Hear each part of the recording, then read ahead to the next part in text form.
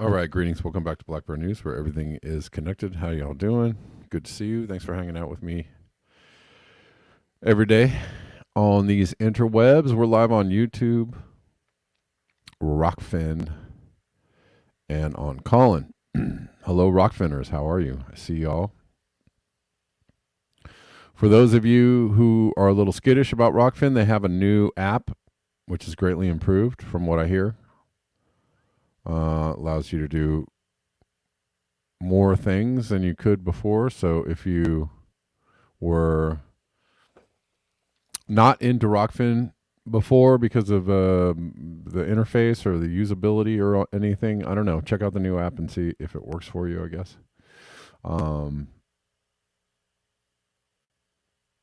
Anyways,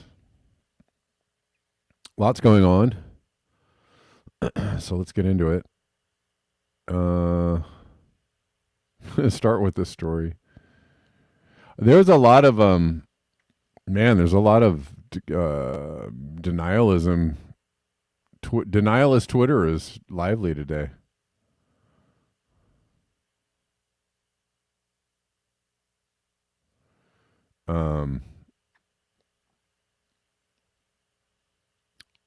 Interestingly enough, you got to keep that non-science-based narrative going, even in the face of, very obvious things going on the planet. And I wonder why. I wonder why there's a rising chorus of science, or not science deniers, but climate science deniers. People who want to obfuscate the science out there. So rising chorus, right as, the obviousness of what's going on the planet seems to be ramping up as well. Don't look at what's going on outside your window. Just, pay attention to these graphs and charts and stuff that I've cherry picked for you and put into a Twitter post with no links to the actual source, so you can't verify them yourself, and you probably won't look them up because you're like, yeah, that's what I think.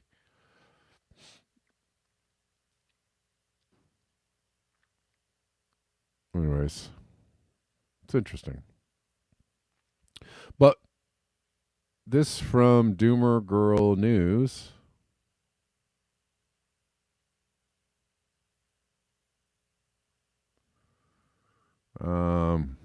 About air conditioners. The title of this article is "A Billion New Air Conditioners Will Save Lives But Cook the Planet."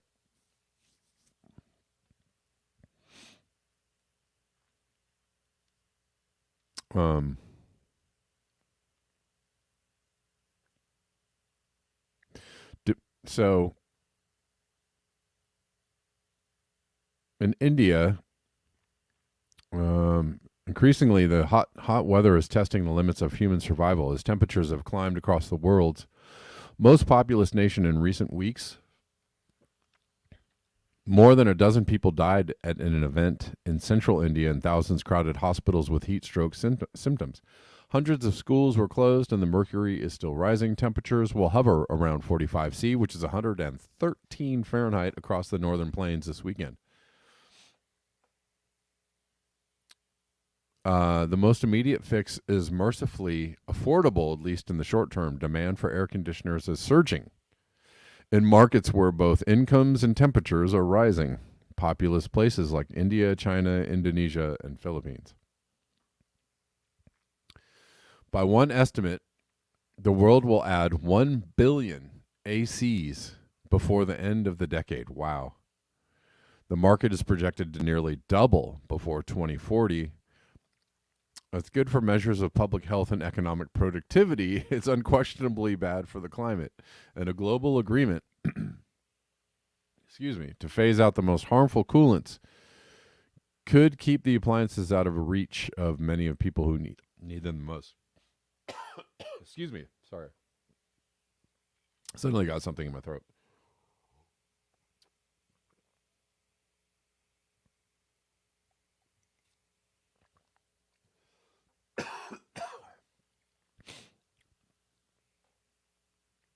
Hold on.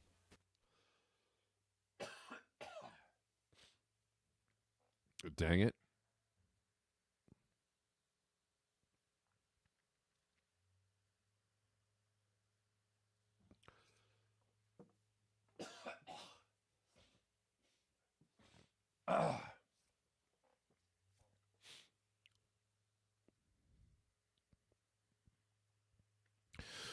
Okay.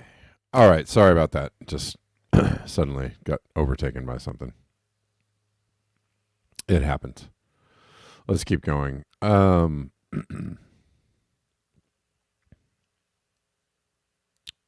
logic behind the AC boom is simple. Economists note a spike in sales when annual household incomes near $10,000, a tipping point many of the world's hottest places touched recently or will soon. The Philippines passed the $10,000 threshold roughly last year. Indonesia within the last decade, and India, where more than 80% of the population doesn't yet have access to air conditioning, per capita gross domestic product, adjusted for purchasing power, will top $9,000 this year for the first time. We are operating in a limitless opportunity, says Kanwaljit Jawa, who heads the India wing of Daikin Industries Limited, the world's largest AC manufacturer. In recent years, he said, our sales have grown more than 15 times. That's a pretty good spike in sales. 15 times. This development has far-reaching consequences for public health, well-being, and economic growth. Purchasing an AC is a pivot away from poverty for individuals and for their communities. People in hotter countries, which also tend to be poorer ones, suffer from worse sleep and impaired cognitive performance, both of which drag on productivity and output. In a study looking at thousands of Indian factories with different cooling arrangements, researchers found that productivity fell by around 2% for every degree Celsius increase. Well, yeah, it's hot. Can't work so hard. It's hot. It's 1 whole Celsius hotter. This is a big deal for Prime Minister Narendra Modi's push to boost sluggish export numbers, lure business from China, move up the global value chain. But let's keep going. Expanding AC coverage too quickly also threatens to worsen the crisis it's responding to. Most units use a refrigerant that's far more damaging than carbon dioxide. Not to mention the power required to run an AC is, predominantly power that puts out carbon emissions. All those ACs are not running on, they're running on coal or, fossil fuel powered furnaces, not on renewable energy.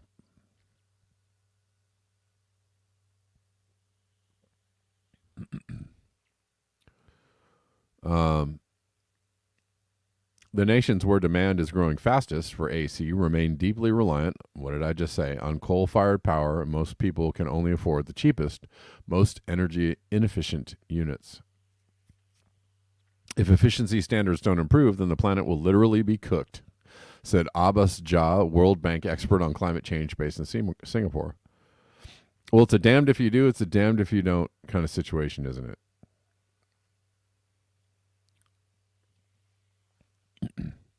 Wealthier, more temperate countries have tightened regulations on ACs, requiring better energy efficiency and less toxic coolants. It still doesn't matter, though, because those ACs require lots of resources to make, to build, and to power. even if they're more efficient. And where does Jevons paradox come in with this? Well, the more efficient AC units don't actually equal less AC units or less use. It actually equals more AC units and more use. That's what it equals. So there's that.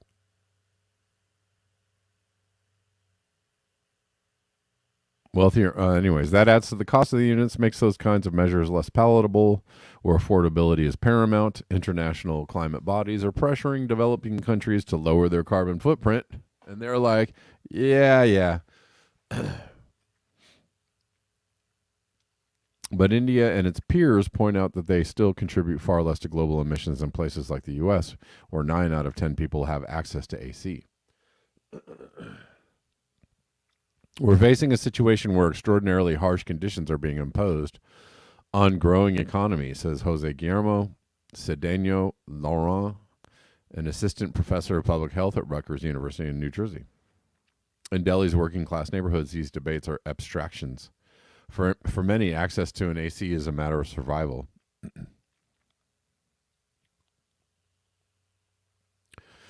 So I'm going to end my reading of this. That, to surmise,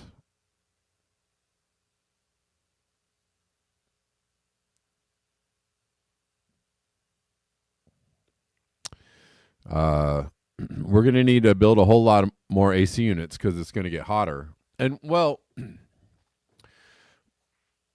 the other thing I wanted to say was, to the people that are like, there's no global warming. I don't know. It looks like people need AC to survive in a lot of places.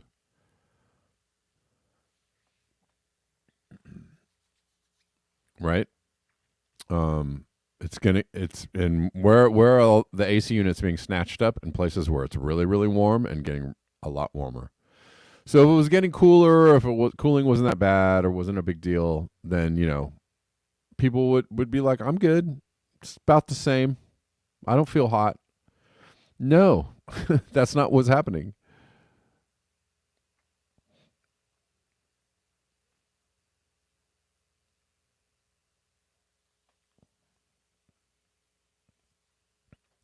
Anyways. But that is a heck of a predicament, right? Because more people are going to buy AC units because they have the money to, because they can afford it, because they're going to need it, and it's going to be super hot. And if you deny if you suggest that maybe somebody don't buy AC units and kill the planet, they're going to be like, what are you, anti-human? This is a human right. Air conditioning is a human right. You're denying my human rights. I don't know. Maybe that's the reason why Americans are so lethargic and complacent and can't, seem to be really upset about things, but can't get out of their air conditioned houses to go, surround a building or something. Like, we can't, I just heard somebody saying, like, what's wrong with Americans, in France and other places. Well, guess what? In France, they don't have AC everywhere like we do. We're probably the most air conditioned country on the planet. I'm sure that we are. I'm sure there's numbers out there to prove that. And so when people go like, why are Americans so docile? Why don't they seem to care? Because we're like, man, I would go protest, but it's so warm out there. I don't feel like it. I'm just going to stay inside and watch some Netflix, but watch a documentary and get really angry about it. But I hate it. The heat, I can't even take it. Like, the real talk, real story. The rise in access to air conditioning is proportionate to the decline in our ability to get our asses off the couch and go protest.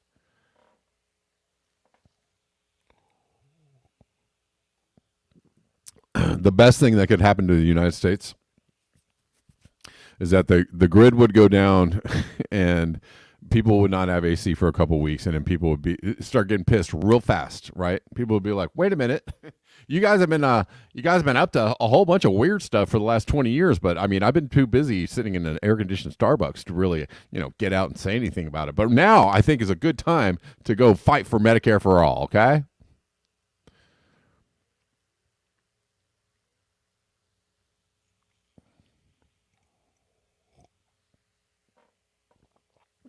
All right.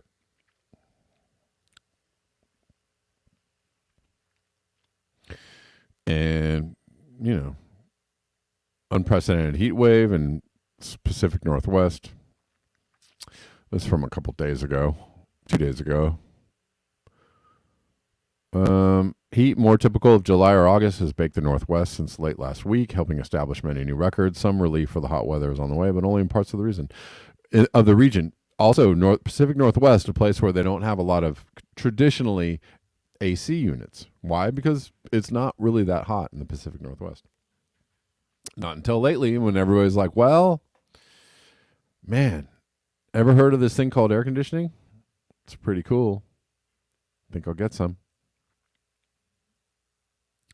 Temperatures in Portland, Oregon peaked at 90 degrees Fahrenheit on Friday, hitting the mark for the first time this year.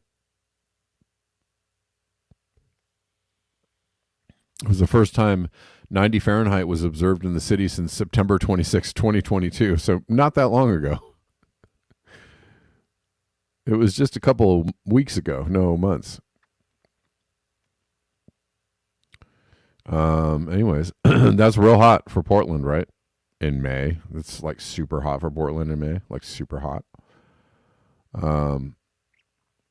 The recent heat wave set a new record in Portland, Oregon for the number of consecutive days above 90 degrees during the month of May, bringing the tally to 4. Again, the people who are trying too hard would be like, well, it's happened before. Yeah, but how many, look at the last 5 years of heat records in Portland and Seattle and places like that. And observe how often, how frequent 90 degrees is now in Portland and Seattle as opposed to what it used to be, where it used to be, fairly rare, a couple of every few years maybe. Not every single year back to back. That's kind of different there. Anyways.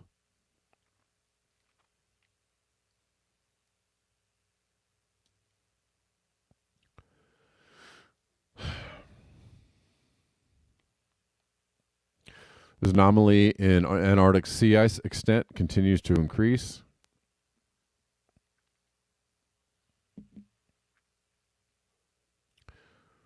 Alarming anomaly in the Antarctic sea ice extent continues to increase, but there's something even more extraordinary going on.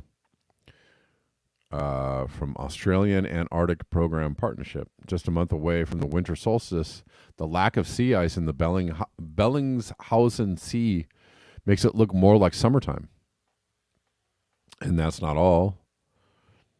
Some of the ice-free areas in the Bellingshausen Sea are no longer receiving sunlight. That's normal for this time of year, but large areas of ice-free waters in the polar night are not.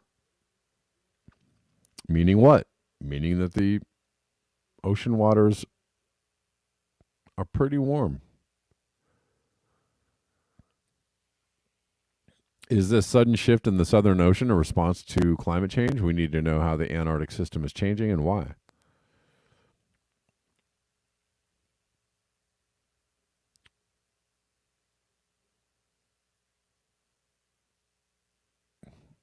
That graph looks like the inverse of another graph I've been seeing a lot of. Poppy says, more crap ocean acidification does to animals just trying to live.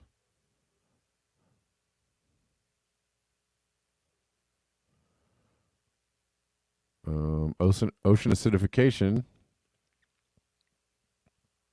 and marine diatoms.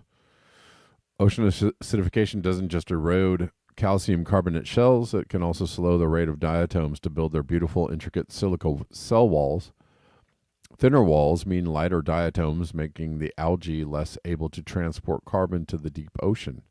Diatoms are a key group of non-calcifying marine phytoplankton, responsible for 40% of ocean productivity. Growth, cell size, and silica content are strong determinants of diatom resilience and sinking velocity. Therefore, the effect of diatom species on ocean biogeochemistry is a function of its growth strategy, size, and frustal thickness. In natural environments, pH directly affects the diatom's growth rate and therefore the timing and abundance of species. Consequently, understanding impacts of ocean acidification on diatom community structure is crucial for evaluating the sensitivity of biogeochemical cycles and ecosystem services in the world's oceans. Ecosystem services. They had to slip that one in there. Yay. What's it worth? What's it worth to you, ecosystem services?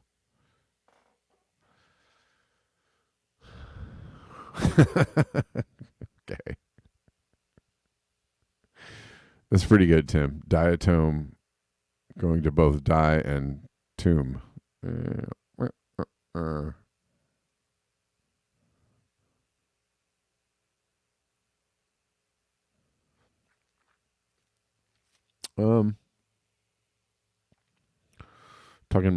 Talking about warmer oceans.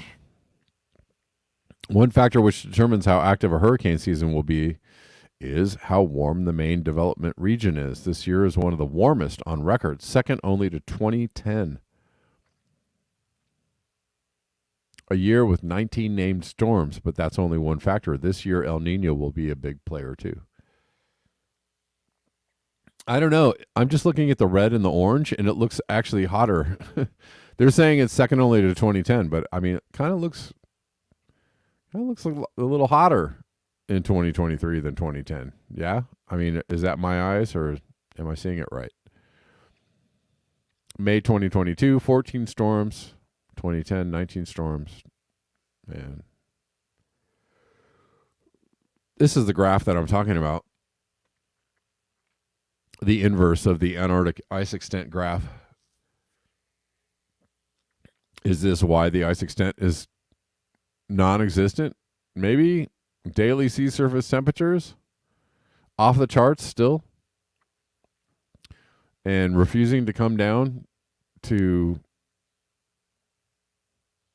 normal altitude. I mean, we're still in a pretty huge deviation. Can you see any other deviations that huge in the past records? I mean, I see them as large, but not for as long. Here, like in here. Maybe here is as large and as long as this one. But that's wild.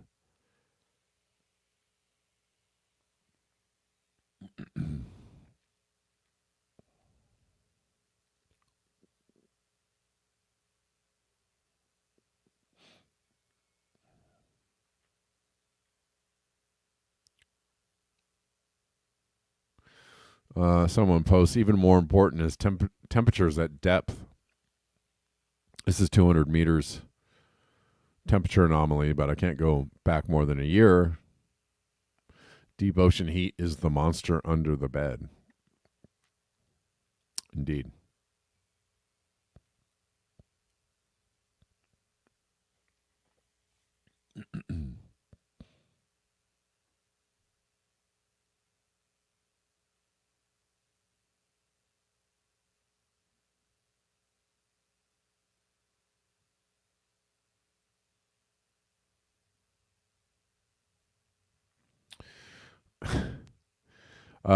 From Doomer Girl News, we talked a little bit about this yesterday, but it seems to be pretty big problem going on in Southern Europe. Days of rainstorms stretched across a broad swath of northern Italy and the Balkans, where apocalyptic floods, landslides, and evacuations were also reported in Croatia, Bosnia, and Slovenia. From AP News. Exceptional rains and drought struck northern Italy. Kill 8. Cancel Formula One Grand Prix. Oh, darn.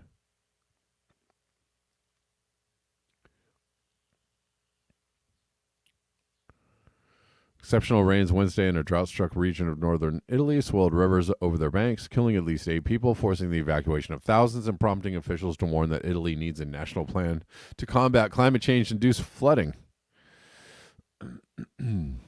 Okay. Heavy rains also forced Formula One to cancel the weekend's Emilia-Romagna Grand Prix to not overtax emergency crews that were already stretched thin in responding to the rivers of mud that have torn through the region, wreaking havoc on infrastructure and homes. Days of rainstorms stretched across a broad swath of northern Italy and the Balkans, where apocalyptic floods, landslides, and evacuations were also reported in Croatia, Bosnia, and Slovenia. The deputy governor of Emilia-Romagna said 8 people were killed, others unaccounted for in flooding that forced evacuation of more than 10,000 people. 14,000 people were ordered to leave their homes in the province of Ravenna.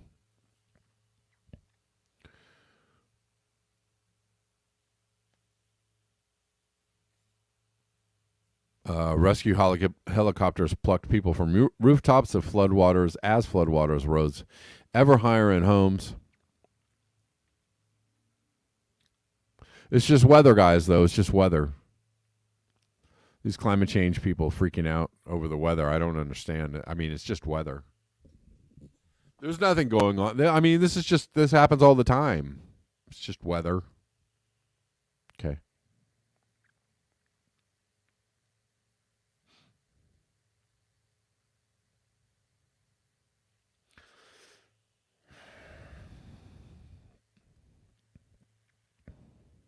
Well, I feel much better now since somebody explained to me that it's just weather. I feel better now.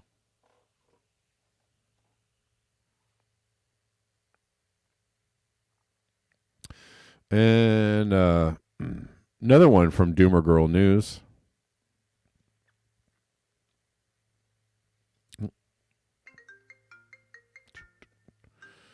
Sorry about that. We had nanoparticles in toothpaste and pastries being absorbed into our blood and causing cancer. Or who had nanoparticles in toothpaste and pastries being absorbed into our blood and causing cancer on their 2023 bingo card? I mean, I think probably a lot of people had that one. This is about titanium dioxide, a food additive. Has been used until recently as a whitening and opacifying agent in many products such as pastries, sweets, sauces, and ice cream. Darn, I like all those things. It is composed of micro and nanoparticles of titanium dioxide. Scientific community has been scrutinizing these nanoparticles of titanium dioxide. Previous studies on animal models have shown that they can cause the appearance of precancerous cells in the colon, among other effects on the body. All right. On the basis of the precautionary principle, the use of precautionary principle, my God. Once in a while, they're like, hey, how about the precautionary principle? As in, maybe we should not do this just on the basis that it's probably pretty dangerous if we go forward. But if you guys want to keep drilling, wherever, in the Arctic or, Gulf, Mexico. If you guys want to keep drilling for oil, you go right on. You go right ahead. Precautionary principle, huh? What's that? Oh, well, that doesn't apply to this. I mean, we need this. So, okay.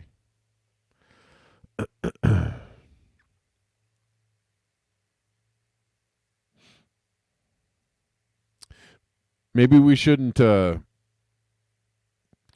these nuclear plants anymore. No, what I mean, as precautionary principle. What do you talk?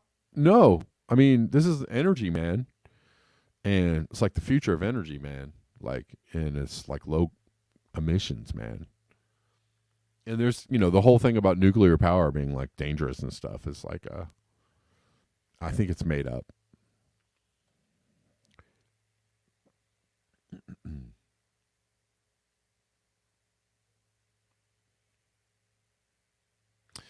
Anyways, once ingested nanoparticles. Anyways, they were banned in France.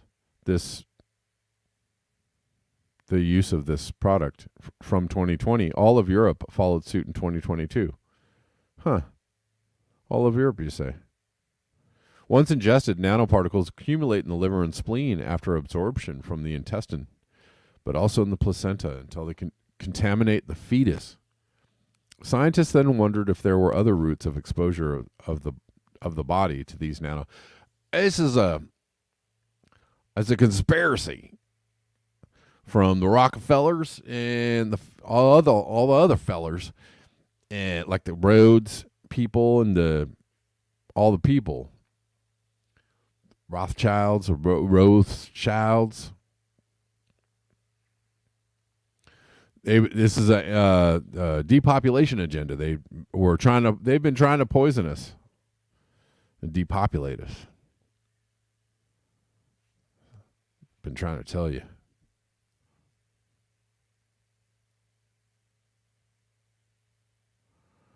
Or maybe they just don't care. maybe there's a profit motive and they just don't care. You ever think of that one? Huh? No, it's a plan. They plan to poison the whole earth. There's a depopulation agenda. They're going to poison the whole earth, and then there's going to be nowhere where they can't live there either, and then that's a dumb agenda. That doesn't make any sense. They're going to poison the farmland, all the land and all the oceans, and all of us are going to die, and then they're going to rule the world. That's totally poisoned, and then they can't live there. That's a dumb agenda. That is some stupid stuff there, man, that you thought about.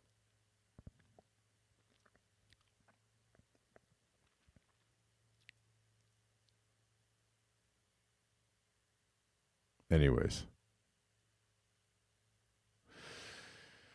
Yeah, once absorbed, they damage the DNA of the cells by subjecting them to oxidative stress, affecting the survival of growing cells, an effect that may affect the renewal of the oral epithelium.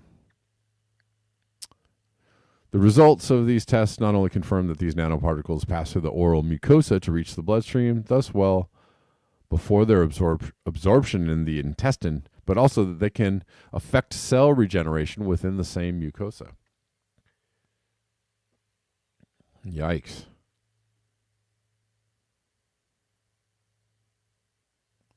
E171 is used as a white food coloring and opacifying agent.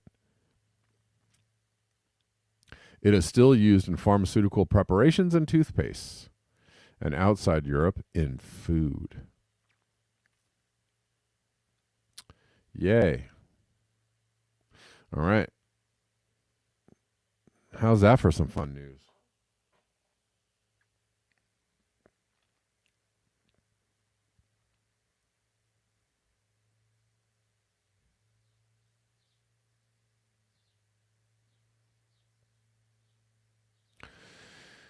Anyways, Rockfinners, how you doing? You holding up over here? Good to see you. Thanks for the up thumb, Hertz Pigeon. It's in paint, titanium, sure.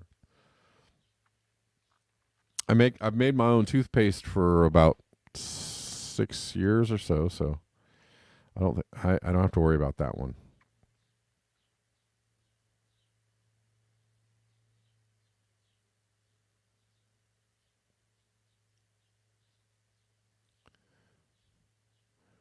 I also make my own deodorant, sunscreen.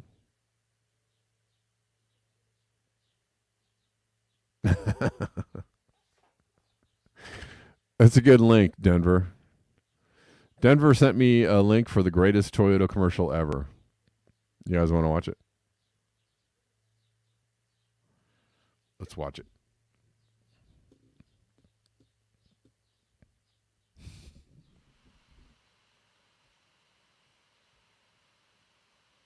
Toyota is turning the truck world upside down. With a new generation Toyota Extra Cab. It's all new from the outside in. With extra space for extra comfort. 4-speed automatic overdrive for easy driving. The most powerful, most comfortable Toyota truck ever. The neighborhood will never be the same. Oh, what a feeling. Toyota. Pretty good. I liked it.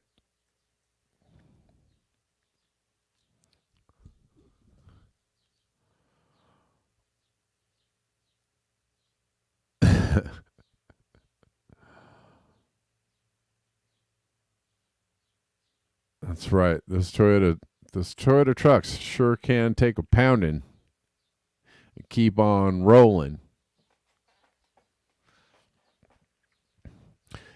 Get you a heavy duty Toyota truck today. Is pretty good. Oh, this is a great summation. I've been trying to explain why Democrats aren't the Democrats you think they are. But this person sums it up pretty well. Well, and they're replying to Alex Salmon. Democrats controlling the House raised the debt ceiling limit in exchange for nothing under Trump in 2019. In exchange for nothing. Now, despite controlling the White House and the Senate and having had 2 years to prepare, they're claiming to be in an impossibly weak position with no choice but to cede cuts. It's happening. I told you. Last year and the year before, I told you they're going to try and cut Social Security and Medicare, and it's going to happen under Biden, and all the Democrats are going to go, well, it was, yeah, I guess it was the only thing we could do. It's the smartest thing to do considering the situation. It was a responsible thing to do. And that's what the Democrats are, is responsible. As opposed to, the other guys, super irresponsible, and fascist and racist, and we don't like them, because they're corrupt too. But the Democrats just make, they get just in tough positions, and then they got to make, just responsible decisions, that adults make, that sometimes things are hard. Anyways, that's how Democrats think about Democrats. So for a long time, I thought the Democrats were fighting valiantly, but just overwhelmed by the oligarchy and the terrible, terrible Republicans. Then I saw that the Democrats kept losing fights they should win and figured they must just be weak and ineffectual. Then I kept seeing them backing off without putting up any fight at all and decided they were gutless cowards. Finally, I noticed that enough of them keep voting with the Republicans to always ensure that the Republicans more or less win almost every fight. This has been Joe Biden's career legacy, if you will. Joe Biden has been that Democrat that was on the Republican side his entire career. His entire career. He's literally a Republican dressed up in a Democrat suit saying, reading the Democrat lines, and everybody's like, what a great guy. Finally, I noticed that anyways, enough of them keep voting with the Republicans to always ensure that the Republicans more or less win almost every fight. And that they start by bargaining from the center position and moving right. And eventually, after enough of that, it became impossible to ignore the only conclusion that actually fits the facts. The Democrats are not overmatched. They aren't weak. They aren't cowards. They are complicit. Ding, ding, ding, ding, ding, ding, ding.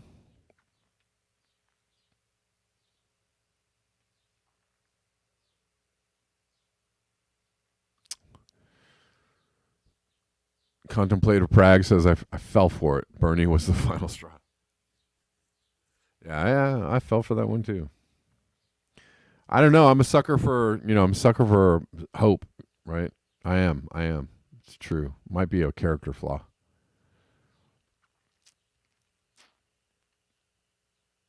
Real quick, great way to support the show is Venmo at Kevin Sandbloom, Cash App at Red Llama Music, buymeacoffee.com/blackbearnews. These are mostly the most directest and bestest ways to support the show. Super chats also greatly appreciated. Also, Rockfin Super Rays greatly appreciated.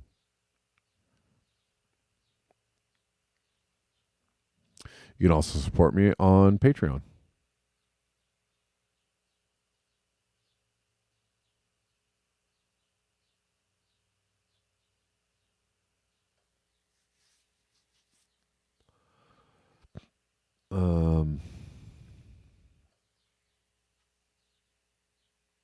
Denver on Rockfin says Muammar Gaddafi said the USA would release poisons and viruses so U.S. farmer could poison the globe and make trillions in the process. He said that in 2009.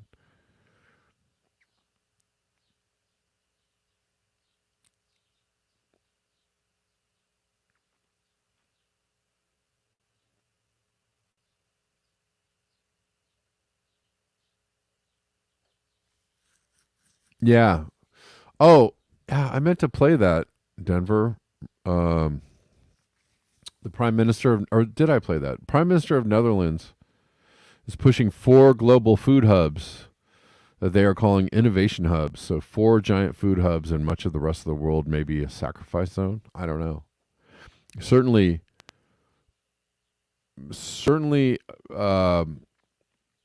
very much in need of a food supply, right? You know, the people that don't grow their own food or can't grow their own food will be super reliant on these 4 food hubs, right?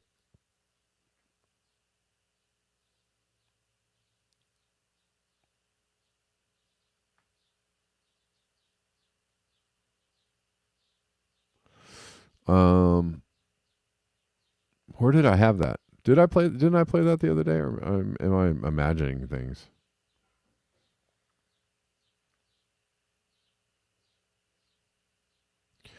It might be just my imagination.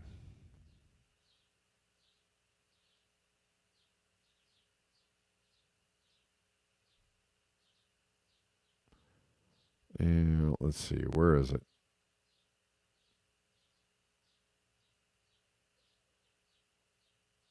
Somewhere in here. Oh, here it is. I found it. Isn't the one you sent me, Denver, but same thing.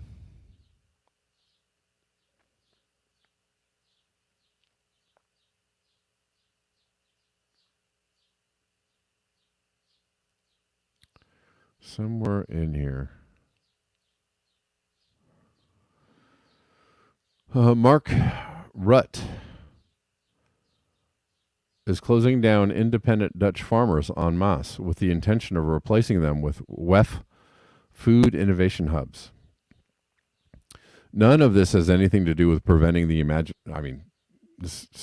Awake Media they think that climate change is a hoax. I don't know. Hopefully it's not a rude awakening to them when they, hopefully they're wide awake when climate change comes to kick their ass. Or maybe not. Maybe it's better if you're asleep. I don't know. Maybe being wide awake is not helpful. They're not all that wide awake. But anyways. But this is the crux of what they're saying here is true. Okay. Why? None of this has anything to do with climate change and everything to do with centralized control of the entire global food supply. Why? Because a population that is dependent on globalist food hubs to avoid starvation will be a lot more compliant with unfettered totalitarianism than a population with easy access to an abundance of food.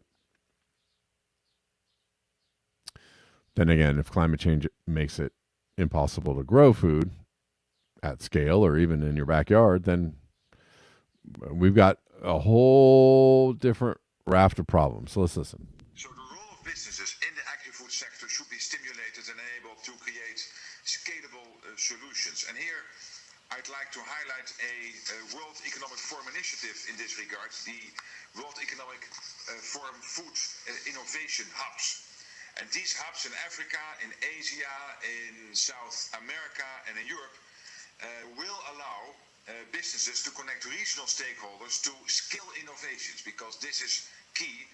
Skill innovations that can address food systems challenges.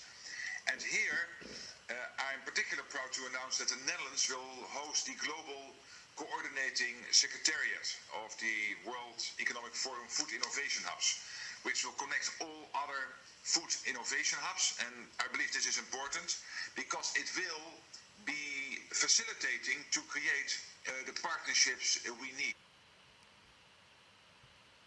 All right. Well, I mean, I don't know. So, yeah, that sounds really scary if you put it that way, that there's only 4 giant food hubs and that's the only place. I mean, it doesn't necessarily, just because they're saying that they want these innovation hubs doesn't mean that that's the only place where food will come from. Not necessarily. Now, again, I think a nuanced take on this is important. Because they're saying they want these innovation hubs doesn't necessarily mean that that's the only place that food. Ruta, is that how you pronounce it? Okay. I knew I was getting it wrong. I mean, not that I, I don't really hold high hopes for innovation hubs from the WEF. Not really. I don't necessarily think that just them trying to create these innovation hubs means that these are the only places that food will come from. It's kind of a stretch to jump that far. Again, they are trying to shut down farms, due to nitrogen emissions. That is a real, that's a real issue. That's a real problem. That actually is a problem that must be addressed. I think that shutting down small farmers is the way to do it. No, I don't agree with that. I think there should be other, So, yeah, not a, yes, Rudolf Zavedno, not a good guy. And again, I'm not trying to downplay the nefariousness of the WEF or of what they're intending to do. I'm not trying to downplay that. I'm just saying, a lot of things can be assumed, or jumped. Conclusions can be jumped to, in not a very logical way. And I don't know about that one, but I don't know. But playing it just for your edification. I did see. Osama says CBDC in the chat. I did see today that Ripple. Oh man, I should find this. I gotta see this because I was like, "What? You guys have heard? If anybody is paying attention to crypto, Ripple has long been known to be government connected and or intelligence agency connected, right? There's been a long standing rumor about Ripple being somehow compromised as a decentralized token. It's been a long standing, kind of meme, I guess, if you will.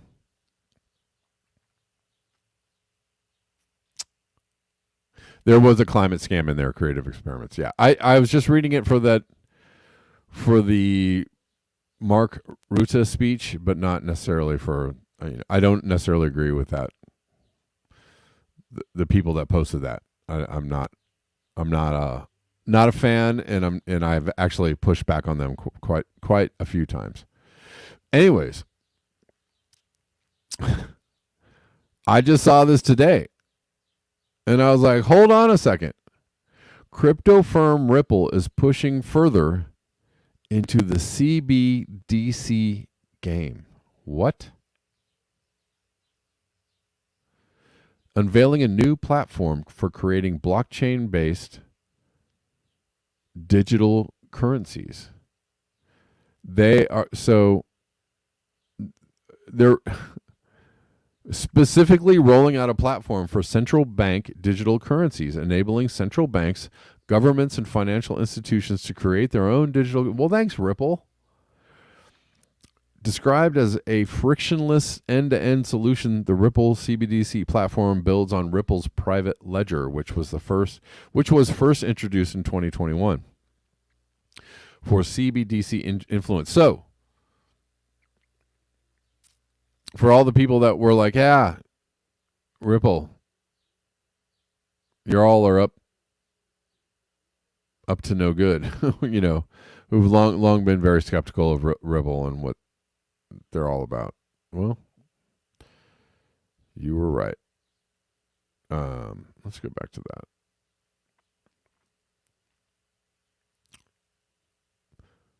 It's based on the same blockchain technology as the XRP ledger, which is also designed primarily for payments. As a trusted partner to several central banks, we believe this platform will help solve problems. Or maybe it wasn't even a rumor. Maybe it's just well known. I don't know. Maybe this has just always been well known that they're linked to central banks or governments or intelligence agencies. I don't know. We believe this platform will help solve problems for many central banks and governments who are devising plans and developing a technology strategy for CBDC implement. Well, thanks, Ripple. Thanks a lot. You guys are awesome. As in, super not awesome. Wallace added that the platform's innovative capabilities will help enable instant settlement of both domestic and cross-border payments, reduce risk, and improve the user experience by quickly sending and receiving digital currency on either side of the transaction. Well, thanks. Jeez, this sucks. We don't want no CBDCs. I don't want them. I don't want them. A lot of people don't want them. A lot of people are rightly and super skeptical about the whole CBDC thing, and you should be. Anyways, that does it for me, guys. Thank you so much for your eyes, your ears, and your conscience. I appreciate you all hanging out with me today and every single day on the internet. Thanks all to the supporters. The viewers. Denver says Ripple will be the CBDC backbone. This has been the speculation. Yeah, I mean, I heard it speculated. And they partner with Ethereum as well, Denver says. Yeah, I heard it was speculated for a long time, but I didn't know if it was like I wasn't, I haven't really cared about Ripple for a long time. I mean, I thought maybe I cared about Ripple for a second, maybe 5 or 6 years ago, but for a long time, there's a lot of cryptocurrencies I don't pay attention to because I just don't care, and there's so many of them. It's hard to pay attention to. You can only pay attention to the ones that really matter to you. So I don't care about Ripple. Haven't cared about them. So I've just seen the rumors and the inklings and what people say, and the fact that other people just don't really care about Ripple either. Like so much so that the price has never really gotten to the point where they thought it would. And a lot of the rumors, the speculation is just what I said it was, that they had nefarious intentions and that they weren't necessarily a decentralized and or autonomous cryptocurrency that people should get excited about. Anyways. You made money on Ripple? Well, there you go, G Dummers.